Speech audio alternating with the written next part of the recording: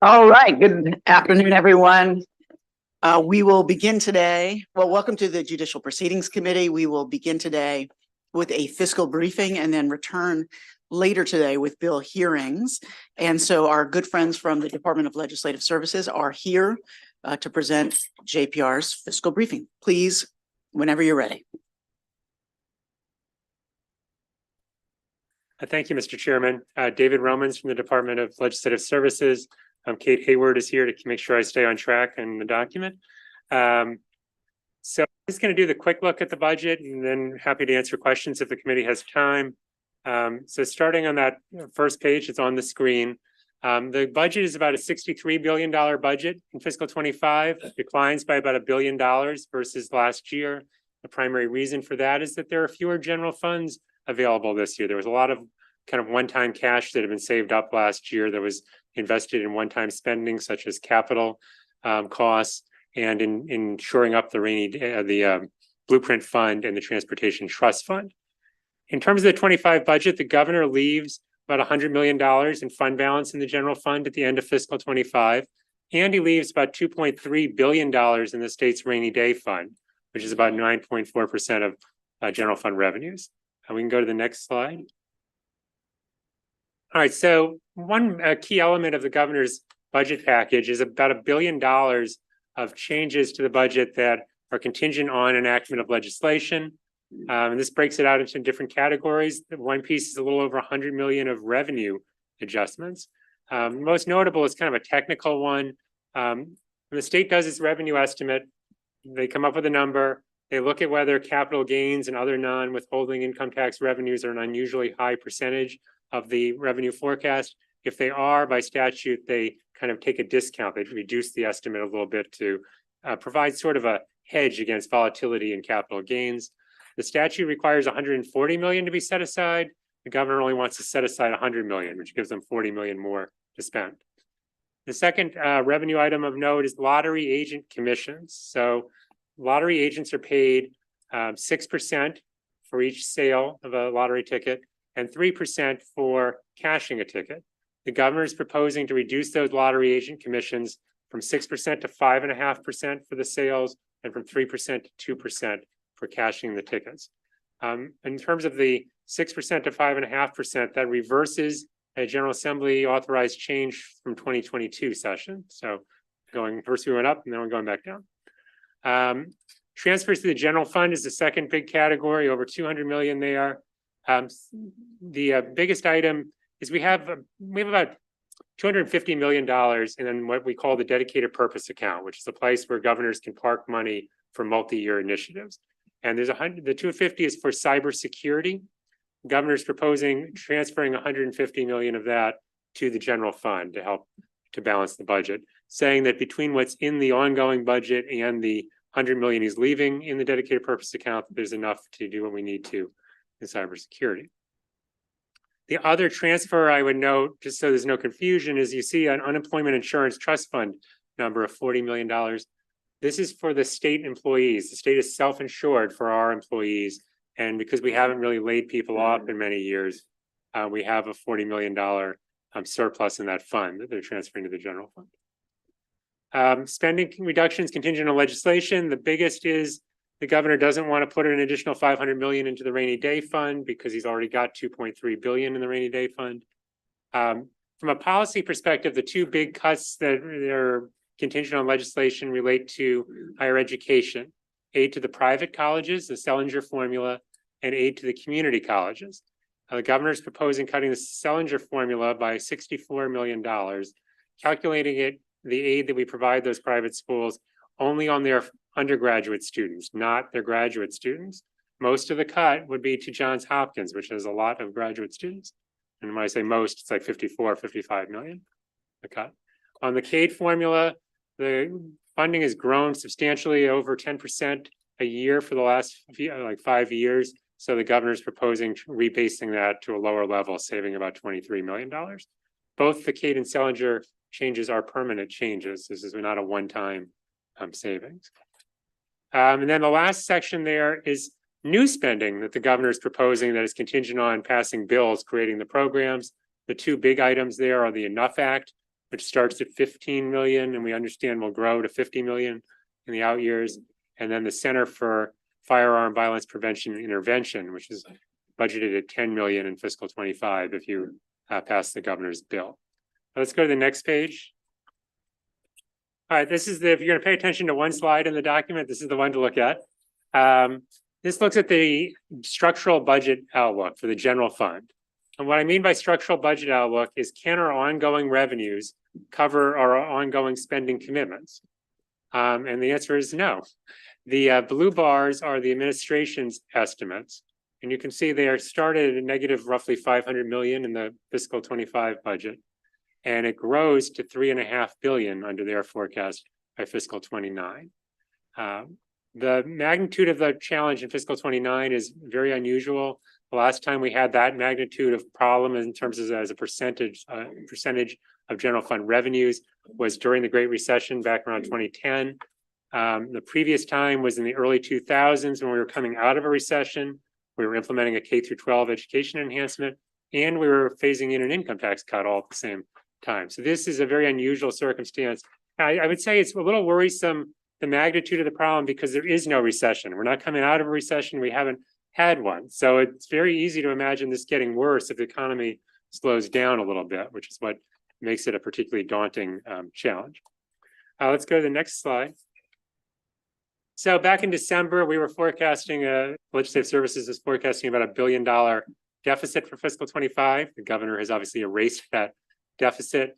The pie shows you how he did it. Mainly cuts, majority of the actions were spending reductions. And then it's the combination of the revenues and the transfers I talked about, as well as leaving a little bit less in the rainy day fund. The bottom part of that graphic looks at, well, okay, what were the spending adjustments from what we were forecasting in December? The big area of savings is that the governor spent less cash on capital projects and instead bonded all those capital projects. That saved $500 million in general funds. I talked about the contingent cuts, which is the second bar there. Then the third big area of savings is Medicaid. The governor has a very favorable forecast for Medicaid costs. Even though he has more expected enrollees in Medicaid than we did, he has lower costs. So we're a little concerned about the adequacy of Medicaid, and we'll be investigating that further as the session goes on. One other item I would note is the university system in Maryland, before they get money for COLAs and increments. So kind of, you just look at their base budget, apples to apples versus last year, they go down by about $45 million. So kind of the theme of this budget is there was some cost containment across all the sectors of higher education. Now you'll also notice that there's a big up blue bar there, second to the last on the right. And those are sort of unexpected increases in spending or enhancements in the budget. And if we go to the next slide, I have a chart that just runs through kind of what the surprises in the budget were, the discretionary decisions, if you will, that the governor made. And the largest single item is 150 million of state general funds to support transportation projects. And all of it is going to WMATA, which needs an additional 150 million from the state to support its operating costs. WMATA's problems, as I understand it, are that they have been living off of federal stimulus money that has, dropped off, and now they need to backfill. The governor has spun this. The positive of this is that by using general funds rather than the transportation trust fund, he was able to avoid significant reductions in transportation funding otherwise that he had announced in December he was going to do. Probably of greatest interest would be local highway user revenues. He was planning to cut by about $60 million. Instead, he's able to fully fund them for this year by doing this. I would note, though, just on local highway user, that the Governor's Budget Reconciliation Act makes that same highway user cut for fiscal 26 and fiscal 27. So it's a one-year reprieve, if you will. The other notable area of increase is employee compensation. Overall, the governor has 350 million of general funds in the budget for employee compensation. It's about 125 million more than was anticipated. And the reason is that he provided a generous increase in salaries, 3% COLAs rather than the sort of normal 2%, employee increments, which are essentially another 2.5% for employees each year. And then an extra employee increment for employees who've been with the state 4.5 years or more. And part of the reason for this is the state continues to struggle to fill certain positions. Over 10% of state executive branch positions are vacant currently. There's a lot of other smaller initiatives there that I'll let you look at your leisure. At the very bottom of the page, we just highlight some other key features of the budget. K through 12 education grows $450 million, about 5%. Healthcare provider rates, this is for providers who serve the developmentally disabled and behavioral health, and a lot of the Medicaid providers grow 3% in the governor's proposed budget. On the next page, the other big general fund investment is $488 million of new general funds for childcare subsidies. The program saw a dramatic increase in participation in fiscal 23, going from roughly 23,000 children being served to about 33,000 children. And there's not enough money in the current year's budget to sustain that. So part of this 488 million, over 200 million of it, is just to sustain that level of participation in 24 and then continue it again in fiscal 25. The other things that I'll highlight here, just two other things I wanted to highlight in terms of policy things. In addition to the 150 million for the Transportation Trust Fund, the governor is also providing relief to the trust fund by using 167 million of GO bonds for WMATA capital costs, and 20 million of GO bonds to fund the Howard Street Tunnel improvements that are being made. The other interesting element in the budget is there's $90 million put into the state's dedicated purpose fund for climate pollution reduction plan. And he's taking this money from the Strategic Energy Investment Fund, which some of you may have heard of Reggie auctions and so forth. This requires legislation because the statute already specifies how that Strategic Energy Investment Fund is supposed to be used, but the governor wants to divert it for this purpose. One last highlight or low light, depending how you look at it. The General Assembly, through the Spending Affordability Committee, asked the governor to provide 200 million for legislative capital priorities, set aside 200 million of the GO bonds. The governor only set aside 50 million, so there's a little bit less than was hoped for to be allocated to your projects, to the priorities of the General Assembly, including legislative bond initiatives. Let's go to the next page. We went into a lot of detail here about the key issues for the fiscal committees this session. I mean, as you might guess, the general fund outlook is a big one, the health of the Transportation Trust Fund. The Maryland Emergency Medical Systems Operations Fund is also running a deficit on a structural basis and over $30 million a year. So it's trying to start figuring out how the state's going to address those challenges across those different funds is probably the biggest issue. One other issue I'll just note, as you know, statute requires retirees who are eligible for Medicare Part D, the Medicare prescription drug, to be shifted into that program. The administration assumes that happens in calendar 25. And there's savings of 50 million from that half year adjustment assumed in the budget that would annualize to over 100 million a year. I'm just going to go over one more. Let's skip ahead 2 more slides. Yeah, one more slide. Yeah. The last thing I was going to talk about is one of the key drivers of that general fund stress that I showed you in the out years is our blueprint fund. The blueprint fund being our method for funding of the K through 12 education enhancements that came out of the Kirwan Commission. And what these bars show you is how we're paying for them in 24 and 25 and how we would have to pay for them in the future years. So the blue bar is the ongoing revenues that go into the blueprint fund. It's casino revenues. It's part of the sales taxes devoted to the blueprint fund. And in fiscal 24 and 25, they cover most of the Kirwan implementation costs. The yellow bars are the amount that we're using, the rest of the costs that we're funding currently with fund balance in the blueprint fund. General Assembly has put a lot of money in the blueprint fund over the last few years to try to make sure whether you could roll out the planned enhancements. And that carries you through into fiscal 27. But in 27, you see the green bar up here, which is the general funds that would be needed because the blueprint fund doesn't have enough money to cover all the costs. And that general fund number grows substantially in fiscal 28 and 29. And you can see the Kirwan implementation costs are also growing throughout this period and will continue to grow through 2034. So this is a huge portion of the general fund stress, and it's an ongoing one that'll continue beyond the forecast period.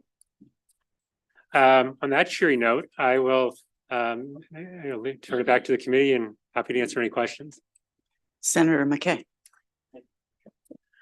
Good to see you, sir. Thank you for information. Good information. Brings back memories. With Ramada, just some questions about that. You talked about their forecast. I mean, how long are they looking out of a deficit for them? Because they were counting on those federal funds. Yeah, I mean, the Maryland Department of Transportation expects that number to grow from 150 million to 250 million over the next couple of years. And I think that's kind of an ongoing problem, and at least until they can recover your ridership. And we've seen the pandemic really knock down ridership across the whole country in transit, and it hasn't recovered to the levels pre-pandemic. And that's one of the stressors that's hurting WMATA and all of the transit systems. Right. And I know legislatively it was a policy, so it's not on your, we got rid of fare box recovery. And my question that does from a budget standpoint is, without fare box recovery, we don't know what kind of revenue we're getting in or collecting. So all those who belong to Ramada and all, do you know if they don't do any fare box recovery? Or is it just, we're just counting on governments to be footing the bill? Or do you? I mean, I think WMATA has its own board that has representatives from the states and DC and so forth, and they set the policy. I don't think there's a fixed percentage that they try to achieve. I mean, they're trying to hit the mark between getting people to ride it and generating revenue. So thank you. It may have been a little bit out of bounds, so thank you for your grace. All right. In order, I have Senator Kelly, then West, then Fulton. Senator Kelly. Thank you, Mr. Chair. And I have 3 quick questions, but they'll be quick. Should I just do them back to back? Is that okay? Okay. So I wanted to know a little bit more about the CADE formula changes and the context for that. If you could expand on that just a little bit so that I understand a little bit better, what was happening there. And then just a little bit more on the Medicaid favorable trends, if there are specific areas that we might want to be looking into. And then the third was about the childcare subsidies. Is that increase in participation because of the presumptive eligibility, or did we go from the 75th percentile to the 85th percentile for the state median income?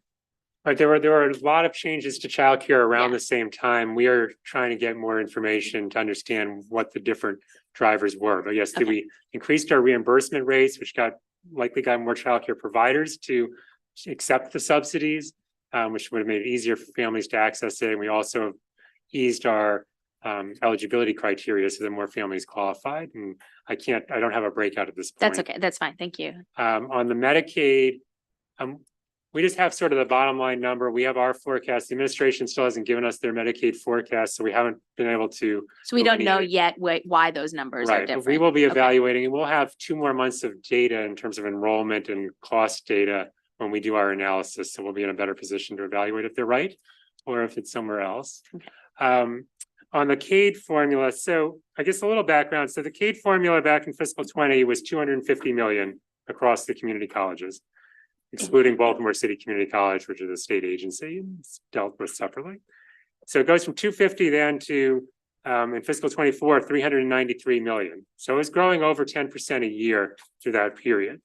And fiscal 25, if not for the BRFA, would go up to 397 million. I think the governor's argument here is we've had this dramatic growth.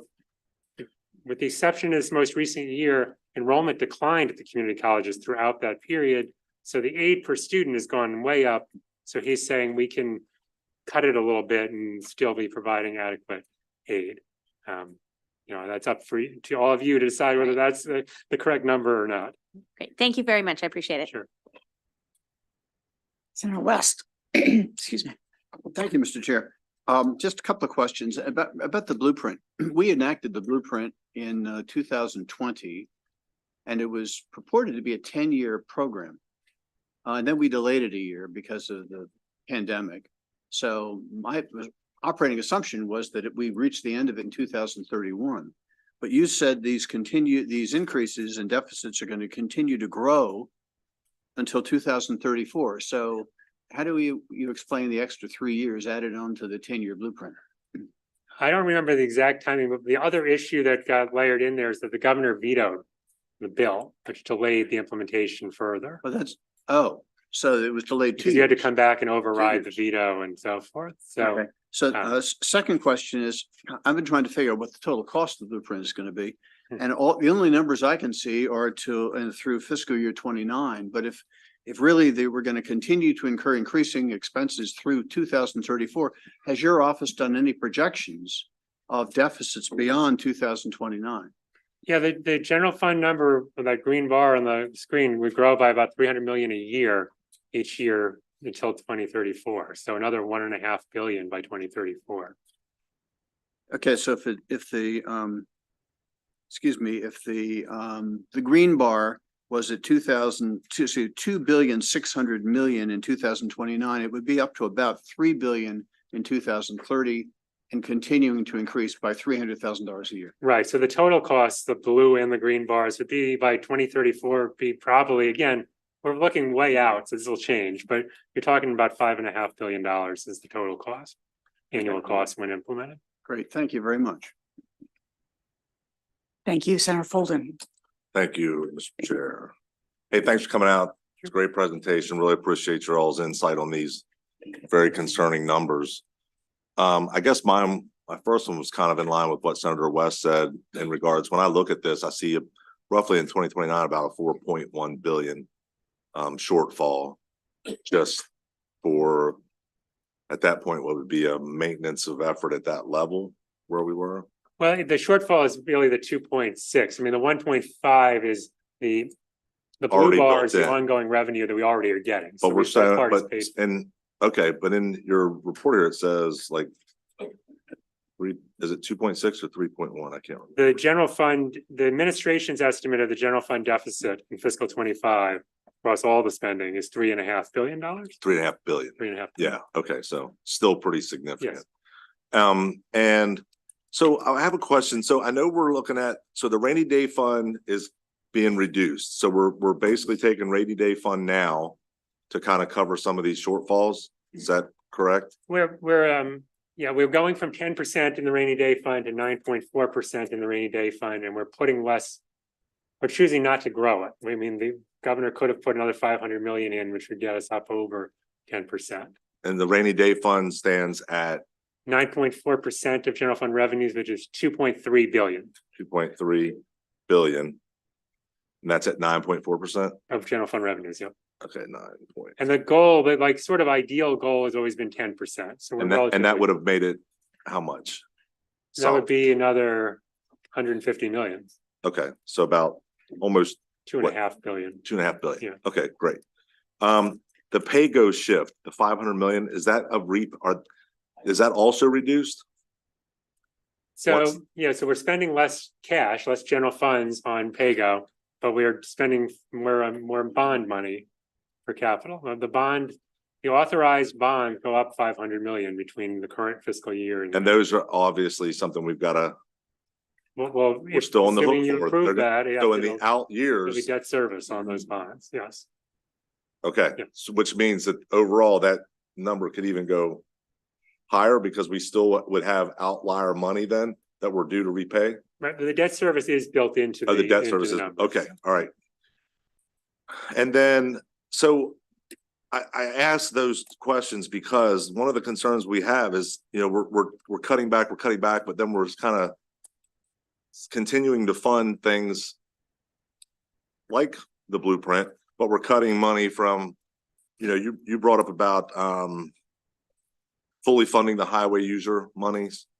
But like Route 15 was cut. That's a 40-year behind effort, and monies for Interstate 81, where they're building these big Amazon facilities at the interchange of 81 and 70, gone. So they only funded them up to their surveys, their whatever they call them, but there's no monies in there for any of the construction of these.